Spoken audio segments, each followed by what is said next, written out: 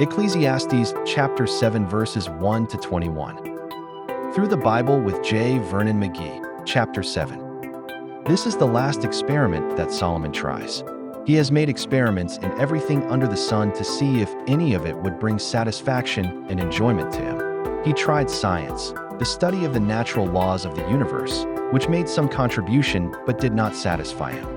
Then he went into the study of philosophy and psychology. They didn't satisfy. He went the limit on pleasure and materialism. He tried fatalism, which is such a popular philosophy of life today. He tried egoism, living for self. Then he tried religion. No religion can satisfy, because only Christ can satisfy the heart. Wealth was another thing which Solomon tried. He was the wealthiest man in the world, but he found that wealth did not bring satisfaction in and of itself. Now we will see him try the last experiment, morality. Today we would call him a do-gooder. I would say that this is the place to which the majority of the people in America are moving. I think the majority would still be classified as do-gooders. They are going down the middle of the road on the freeway of life. This group can be described as the Babbitts, doing business in the big city, under a neon sign, living out in suburbia, in a sedate, secluded, exclusive neighborhood, and taking it easy. Their children go to the best schools. They move with the best crowds. They go to the best church, the richest church in the neighborhood, the one with the tallest steeple, the loudest chimes, and the most educated preacher, who knows everything that man can possibly know, except the Bible, of course. If he did know and preach the Bible, he would lose his job. This is the kind of do-good society Solomon now tries. Seeking satisfaction in morality, the good life.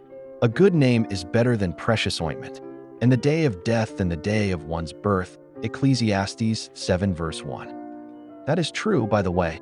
There is nothing wrong with that statement. A good name is better than precious ointment. It is gratifying to a man to have people say he is a wonderful neighbor and that they have never had an argument with him, that he won't discuss religion or politics or won't get involved in any kind of bad situation. He just smiles and goes right down the middle of the road, never veering to the right or to the left. He is a respectable person, recognized in the community. He joins different organizations of the town and does business with all kinds of people. Someday at his funeral, the preacher will say all kinds of good things about him to try to push him into heaven. Solomon says a good reputation and a long eulogy at your funeral are what we should strive for down here. But will that satisfy the heart? It is better to go to the house of mourning than to go to the house of feasting, for that is the end of all men, and the living will lay it to his heart. Ecclesiastes 7 verse 2. All of this life of morality and do-goodism is done in a dignified manner. People go to a club meeting and listen to a man come and talk about pollution. They don't do anything about it, but they sit and talk about it in a very dignified way. The next week someone talks to them on civic problems. They sit and listen to that, and again nothing will be done. Then they all go to the funeral of one of the men in their fraternal lodge and hear nice things said about him. Nobody is particularly moved. No one will miss him too much. This is just how life is in our hometown. That kind of life cannot satisfy the needs of man. To me, that life would be blah. I am glad I have never lived like that, and I don't live like that today. It is not really living. I think this is the worst situation of them all. Frankly, I cannot blame a lot of young people who are rebelling against that kind of society. Sorrow is better than laughter, for by the sadness of the countenance the heart is made better. Ecclesiastes 7 verse 3. People today do anything to avoid sorrow. We have it arranged now so that you can laugh all the way to the cemetery. Reality is so covered over with flowers and soft music and a preacher saying a lot of easy things, nice things, that everyone goes home and says, "My, that was a nice funeral," and forgets the grim reality of death as soon as possible. The heart of the wise is in the house of mourning, but the heart of fools is in the house of mirth. Ecclesiastes 7 verse 4. They don't get more than 50 yards from the cemetery until someone tells a joke, and they all have a good laugh. This is living in the presence of death. Somehow it doesn't occur to these folk, as they see their friends slipping out of this life, that they, too, are moving along to death. Doesn't it occur to them that it might be well for them to check to see where they are going? Are they saved? Are they lost? Are they rightly related to God? They don't consider that important. They give to the community chest and are active in Red Cross. They are involved citizens in the community. They wouldn't dare confess Christ and take a public stand for him. It is better to hear the rebuke of the wise than for a man to hear the song of fools. For as the crackling of thorns under a pot, so is the laughter of the fool. This also is vanity. Ecclesiastes 7 verses 5 to 6. Solomon's point is this: why not try both groups? Listen to the rebuke of a wise person, then go down and listen to a rock band and enjoy that also. One may be better than the other, but it is easier to go with both groups. This is the picture through the remainder of this chapter.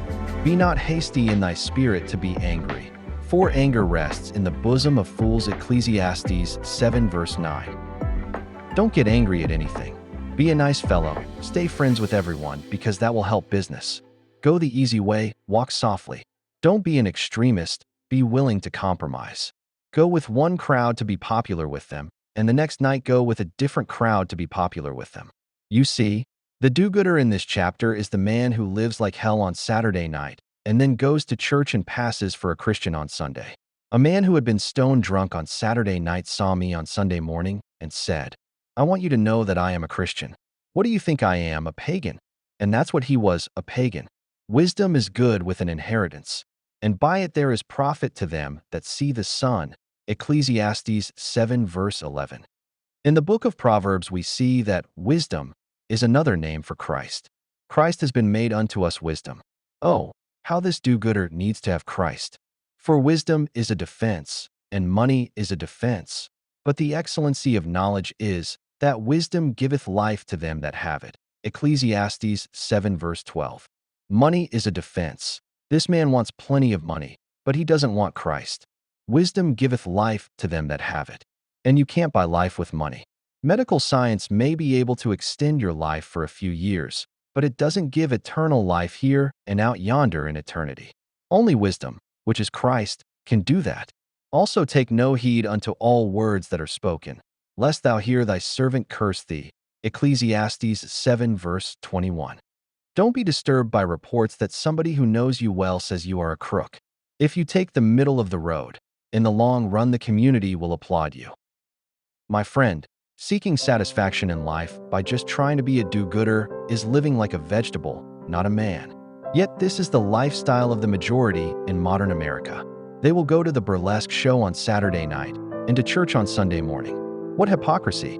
We have seen our youth rebelling against this type of living. There are 2,000 of them over on the island of Hawaii. I had the privilege of ministering to some of them, and quite a few turned to Christ. They have tried everything else. But why didn't they find Christ in their homes in which their parents were church members? They saw that there was something radically missing in their homes and in their churches. They have seen the hypocrisy, the emptiness of the life of the moralist, the do-gooder. I believe it is easier to reach a godless atheist than a hypocritical churchgoer. The godless atheist may respond when he hears the gospel for the first time. But the hypocritical churchgoer has heard the gospel again and again and has become hardened to it. That is the real tragedy.